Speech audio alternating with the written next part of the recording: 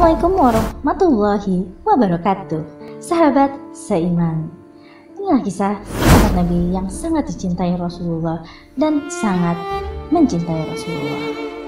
Bilal bin Rabah itulah nama dari salah seorang sahabat Rasulullah Shallallahu Alaihi Wasallam. Nama lengkapnya Bilal bin Rabah al-Habasyi. Ia berasal dari negeri Habasyah. Saat ini tempat itu dikenal dengan Ethiopia. Nama panggilannya adalah Abu Abdillah dan digelari Muadzin ar-Rasul. Mengapa Bilal dapat digelari Muadzin ar-Rasul? Lalu bagaimanakah keteguhan iman Bilal bin Rabah sehingga ia termasuk ke dalam jajaran tokoh-tokoh besar Islam sepanjang sejarah? Simak pemaparan hari ini dengan menonton video ini hingga akhir. Tentunya Islam dan Saints Official. Namun sebelum lanjut, baiknya bantu klik tombol subscribe, like, dan lonceng notifikasi untuk support kami agar kami dapat terus menebarkan syiar dakwah Islam.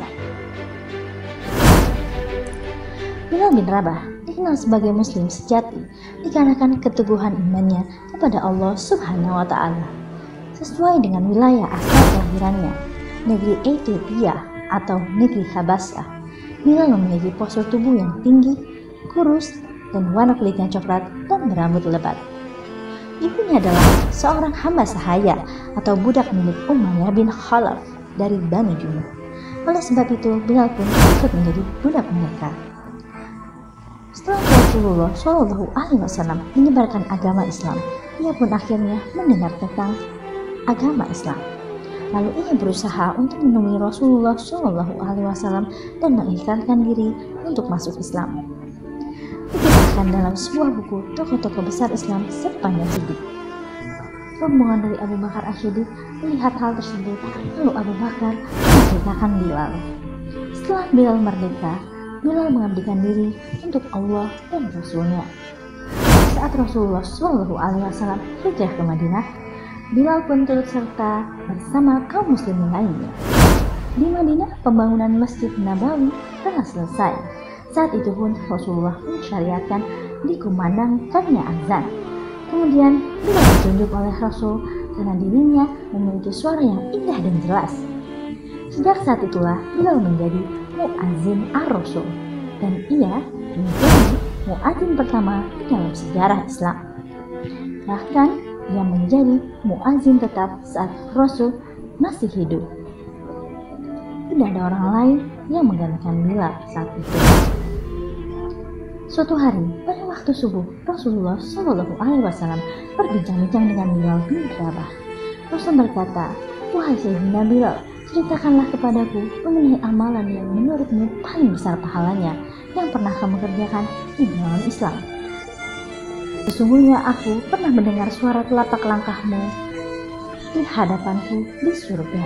Bilal menjawab, "Wahai Rasulullah, sesungguhnya aku tidak pernah mengerjakan amalan menurutku besar pahalanya, tapi aku tidak wudhu pada waktu malam dan siang, melainkan aku menunaikan sholat yang diwajibkan bagiku untuk mengerjakannya."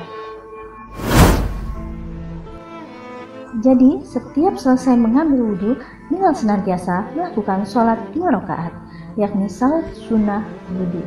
Hal ini dilakukannya di setiap kesempatan. Selain itu, ia juga termasuk orang yang senantiasa memelihara dirinya. Ketika batal wudhunya, dia akan langsung berwudhu kembali. Masa pun berlalu. Kemudian saat Rasulullah Shallallahu Alaihi Wasallam wafat, dan pada saat itu sudah masuk waktu sholat dan azan harus dikumandangkan, Bilal pun segera melaksanakan tugasnya. Saat itu jasad Rasulullah Shallallahu Alaihi Wasallam masih terbungkus meninggal dunia. Dia mencoba menghadap kepada Sayyidina Abu Bakar As-Siddiq dan berkata, "Wahai Khalifah, aku meminta izin." "Minta izin apa?" kata Sayyidina Abu Bakar. "Tolong izinkan aku untuk tidak azan lagi." Sayyidina Abu Bakar berkata, "Wahai Bilal, aku tidak akan menurunkan orang yang pernah diangkat oleh Rasulullah." Kemudian diulanginya lagi, "Wahai Abu Bakar, tolong izinkan aku untuk tidak azan lagi." Kemudian dijawab oleh Sayyidina Abu Bakar, "Tidak, kecuali engkau memiliki alasan." Akhirnya Sayyidina Bilal memberikan alasan setelah ia berderai air matanya. Tiba-tiba Sayyidina melihat ke menara, lalu melihat ke kubur Nabi yang dulu adalah kamarnya Nabi, dan berkata, "Wahai Abu Bakar, kebiasaanku dahulu waktu Nabi Muhammad masih hidup adalah sebelum waktu sholat, aku membangunkan Nabi. Aku datang ke tempat Nabi Muhammad dan berkata, 'Ya Rasulullah, waktu sholat.' Dan kadang Nabi Muhammad yang datang ke tempatku lalu berkata, 'Bilal, waktu sholat.' Kemudian setelah itu aku bersama Nabi Muhammad mendekat ke menara dan aku naik. Nabi Muhammad melihatku, lalu aku menghadap ke kiblat. Dan sebelum azan, aku menoleh kepadanya. Kemudian aku lakukan azan. Dan setelah itu aku turun dengan disambut oleh Rasulullah. Itu aku lakukan sehari 5 kali, ya Sayyidina Abu Bakar. Dan itu pun berulang-ulang. Sehingga sungguh suasana itu mengingatkan kepada Rasulullah, wahai Abu Bakar. Sehingga aku tidak mampu melakukannya lagi. Aku tidak mampu melakukan azan lagi, wahai Abu Bakar. Kemudian Abu Bakar menjawab, "Kalau memang seperti itu alasanmu, wahai Bilal." Kemudian ia pergi ke Syam selama beberapa waktu lamanya. Kemudian pada suatu malam, Bilal bermimpi. Hal ini diriwayatkan oleh Ibnu Az-Zakir. Di dalam mimpinya, Rasulullah berkata kepada Bilal, Rasul menegurnya, "Alangkah kerasnya hatimu, lama kau tak mengunjungiku, wahai Bilal." Saat itu Bilal terbangun dan menangis, tidak seperti tangisan biasanya. Lalu Bilal meminta izin kepada keluarganya untuk ziarah ke makam Rasulullah Shallallahu Alaihi Wasallam di Madinah. Kemudian berjalanlah Sayyidina Bilal dengan perjalanan yang tidak pernah kenal lelah, hingga Sayyidina Bilal mulai memasuki kota Madinah. Maka terlihatlah bukit-bukit. Maka saat itu air matanya terurai deras. Sayyidina Bilal sadar bahwa bukit itu adalah bukit yang pernah disaksikannya bersama Rasulullah. Dan setelah ia memasuki kota Madinah, sungguh tangisnya semakin deras, hingga ia berjalan ke kubur Rasulullah.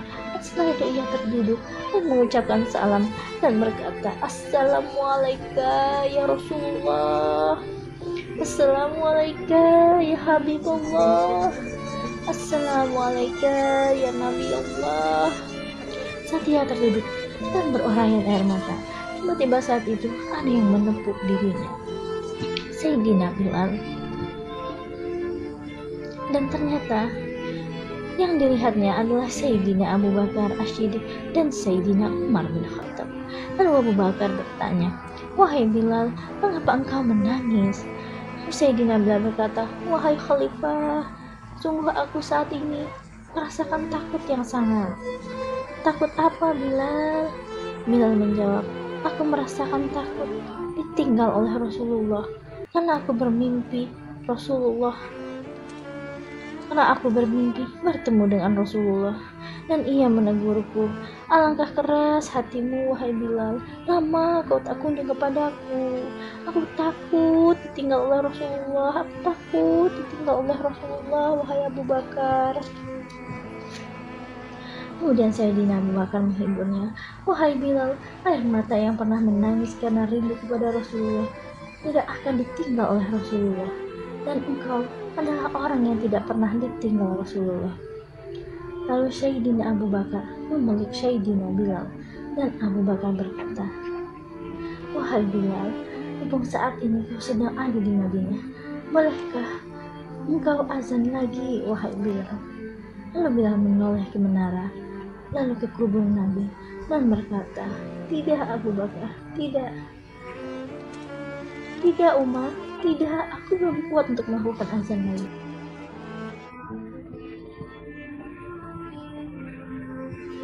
Tak lama kemudian, Hasan dan Husain, cucu Nabi Muhammad SAW pun datang, lalu meminta kepada Sayyidina Bilal untuk berazan lagi.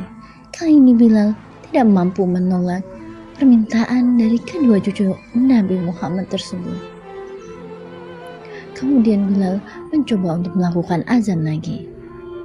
Dia naik ke menara dan mencoba untuk melakukan azan. Namun Pada saat azan tersebut sampai kepada kalimat Asyhadu anna Muhammadar Rasulullah, maka Bilal pun terjatuh pingsan dan berkata, aku tidak mampu lagi untuk melanjutkan ini. Aku tidak mampu lagi melanjutkan ini.